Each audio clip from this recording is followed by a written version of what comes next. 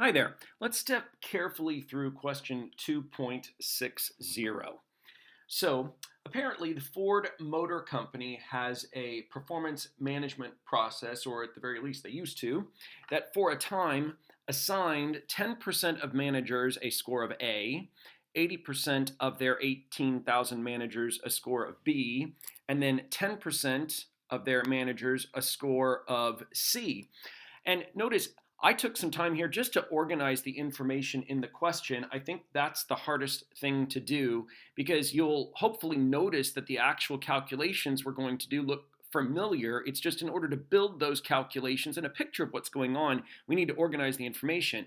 So in the question, we're told to assume that performance scores are normally distributed, and we're also given the following information. A score below 25 would be indicative of a C. A score above 475 would indicate an A.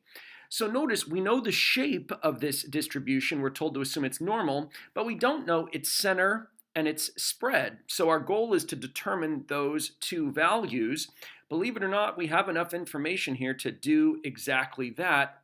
I think drawing a picture of the normal distribution will be a great help. So let's draw a picture to try and organize here what's going on. So to begin, here is our normal curve.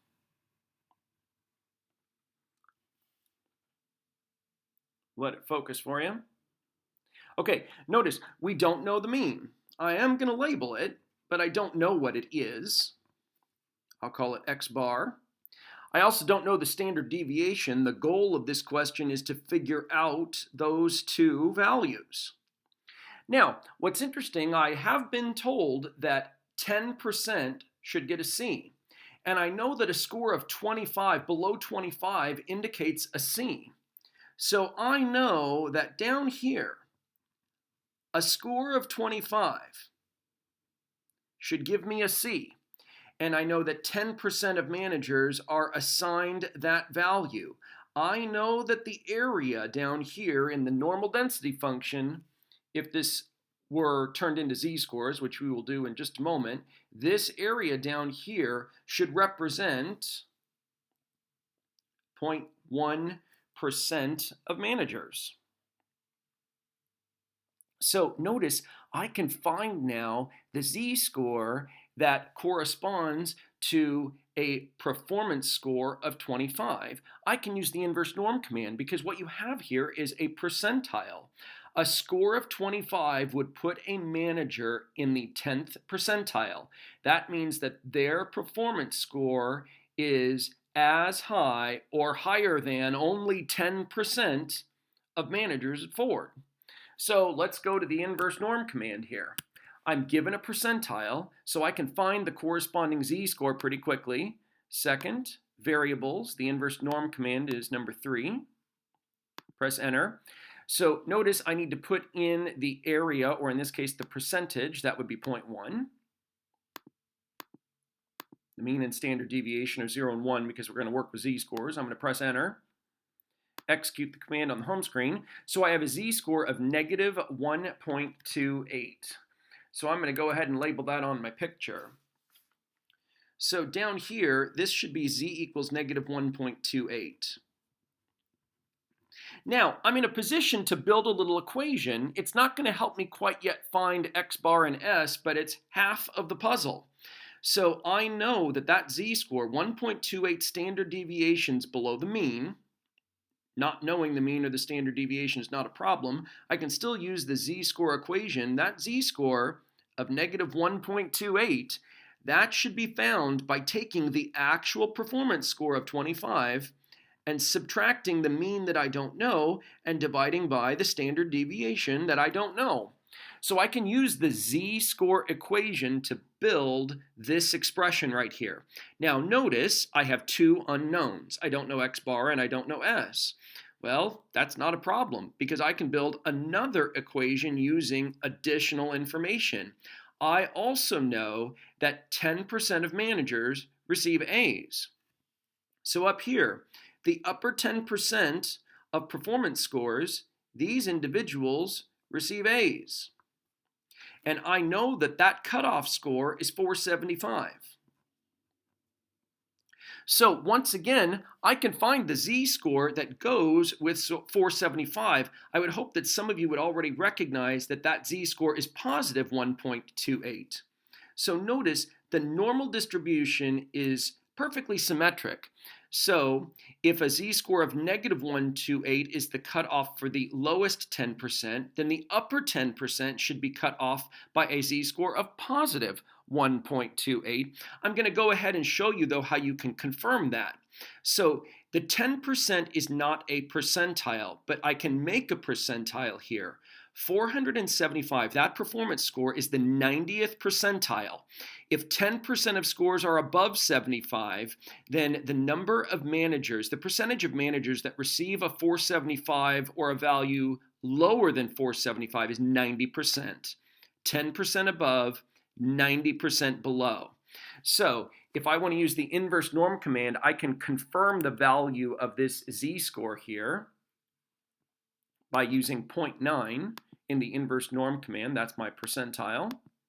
Here we go. That will correspond to the area in the command on your calculator. Again, working with z-scores, I'm going to leave the mean and standard deviation alone.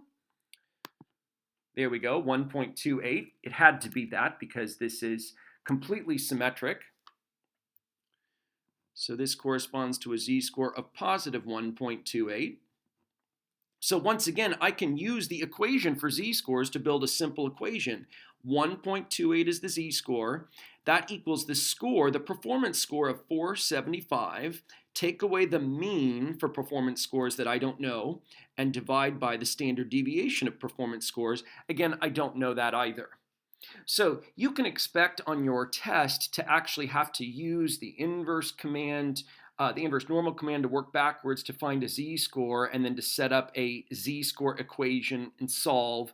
That's a pretty typical AP style skill. This one is a little bit more sophisticated because to solve, we're going to have to use a system of equations. We have two unknowns, two equations. This is relatively simple algebra, so I'm not going to ask you to do something with two equations and two variables on your test, but this is something algebraically that everyone should be familiar with, so let's go ahead and step through it. We can cross multiply these equations.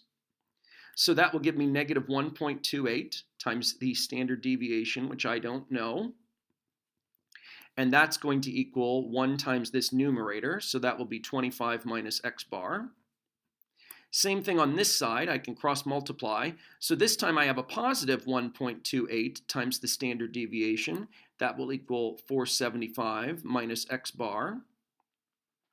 So the next thing I'm going to do is move the x bars to the left sides of these equations. So I'm going to add x bar to both sides of this equation. So the mean, take away 1.28 standard deviations equals 25. And over here, the mean plus 1.28 standard deviations, that equals 475. And so hopefully you can see now by elimination, we can solve for x bar pretty quickly. I'm going to bring this equation on the right. I'm going to write it here under the left equation. X bar plus 1.28 times the standard deviation equals 475. So I've just recopied this one down here. And notice when I combine these two equations together, the negative and positive 1.28 s's, those cancel. So I'm left with 2 times x bar. 25 and 475 adds up to make 500. So if you divide both sides by 2, we've got the mean. The mean for these performance scores is 250.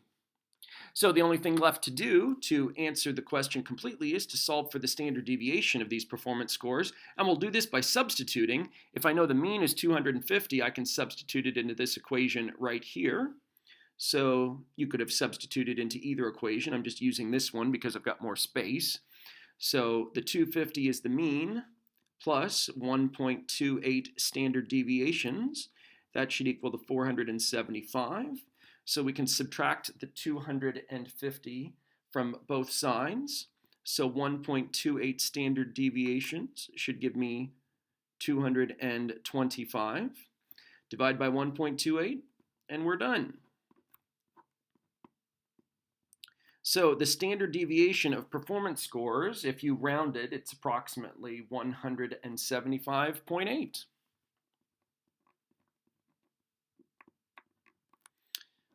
There we go. So the most important part about this question, though, is to take your time. It takes a moment to read the question. That's why after I read the question, the first thing that I did was organize all of the information. I was given percentages, so I had a feeling from the very beginning that we were going to be using the inverse normal command. From those percentages, I knew that we were going to be able to find z-scores. So we had the normality assumption, which is critical, otherwise we couldn't set up these expressions. So, and then we had particular cutoffs for C and A. So in order to draw the picture, I had to look at the information that I was given in order to draw the picture. Then I knew I could use the inverse norm command to find my z-scores and set up my equations. So I believe using the information, drawing the picture, being able to set up these equations, that's the most important skill here. So you can anticipate seeing something like that on your test where you have to set up one of these equations and solve. And again, let me repeat, I'm not going to put something on your test where you have to take two equations and solve for two unknowns. I'm not going to give you a system of equation on your test, but you can anticipate having to build one equation and solve for something within that equation that is unknown just by using simple cross multiplication. I like this question. It's clever.